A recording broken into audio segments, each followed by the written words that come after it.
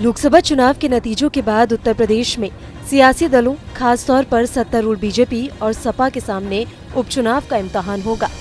UP के 9 विधानसभा सदस्य संसद पहुंचे हैं। ऐसे में अब उनकी खाली हुई सीटों पर न सिर्फ प्रत्याशी चयन को लेकर मंथन करना होगा, वहीं इन सीटों को जीतकर आगे के लिए संदेश देना भी जरूरी होगा। विधायकों के इस्तीफे देने का सिलसिला जारी है। सपा के 4 और बीजेपी के 5 विधायक सांसद बने हैं और इसलिए ये उपचुनाव दोनों ही खेमों के लिए प्रतिष्ठा का सवाल है। समाजवादी पार्टी अध्यक्ष अखिलेश यादव कन्नौज सांसद चुने गए हैं। ऐसे में उनकी करहल विधानसभा सीट पर सबकी नजर होगी। माना ये जा रहा है कि इस पर पूर्व सांसद और अखिलेश यादव के भतीजे तेज प्रताप यादव को मौका मिल सकता है।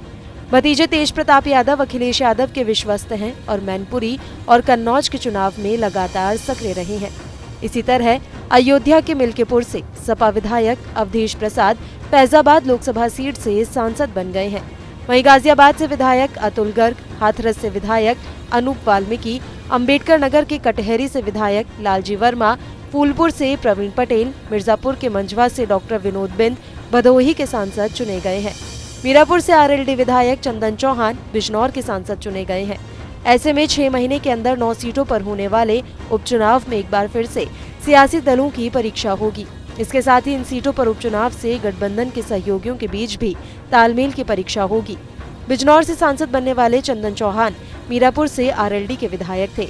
अब ये सीट उपचुनाव में भी आरएलडी के खाते में जाएगी। बीजेपी आरएलडी के तालमेल की यहाँ परीक्षा होगी। उसी तरह लोकसभा की जीत में कदम से कदम मिलाकर समाजवादी पार्टी के साथ चलने वाली कांग्रेस क्या सपा के प्रत्याशियों को जिताने के लिए उसी तरह अपने कार्यकर्ताओं को सक्रिय करेगी, ये देखना अहम होगा। कांग्रेस इन 4 सीटों में अपनी हिस्सेदारी भी मांग सकती है। जितिन प्रसाद के विधान परिषद की सीट खाली होने से एक एमएलसी सीट का भी चुनाव होगा। लोकसभा चुनाव में अयोध्या सीट के रिजल्ट की सबसे ज्यादा चर्चा रही। बीजेपी प्रत्याशी और सांसद लल्लू सिंह की हार और समाजवादी पार्टी के प्रत्याशी और मिल्कीपुर के विधायक अवधेश प्रसाद की जीत बीजेपी के लिए सबसे ज्यादा निराशाजनक रही। ऐसे में नए सिरे से स्थितियों का आकलन कर अयोध्या की मिल्कीपुर सीट के उपचुनाव को लड़ना बीजेपी के रणनीतिकारों के लिए प्राथमिकता होगी। वहीं सपा अध्यक्ष अखिलेश यादव भी जीती हुई इस विधानसभा सीट को हाथ से नहीं जाने देंगे।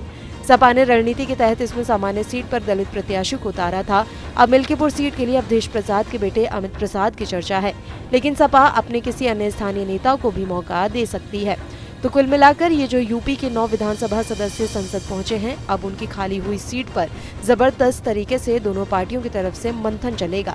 वहीं इन सीटों को जीतकर आगे के लिए संदेश देना दोनों ही पार्टियों के लिए बेहद जरूरी है। उधर विधायकों के इस्तीफा देने का सिलसिला लगातार जारी है। सपा के 4 और बीजेपी के 5 विधायक सांसद बने हैं और इसलिए ये उपचुनाव दोनों ही खेमों के लिए प्रतिष्ठा का सवाल बना हुआ है। तो आपको हमारा ये वीडियो कैसा लगा, हमें कमेंट बॉक्स में जरूर बताएं। देश दुनिया की तमाम और यूपी उत्तराखंड की हर छोटी बड़ी खबरों के लिए न्यूज़ स्टेट चैनल को सब्सक्राइब करना ना भूलें।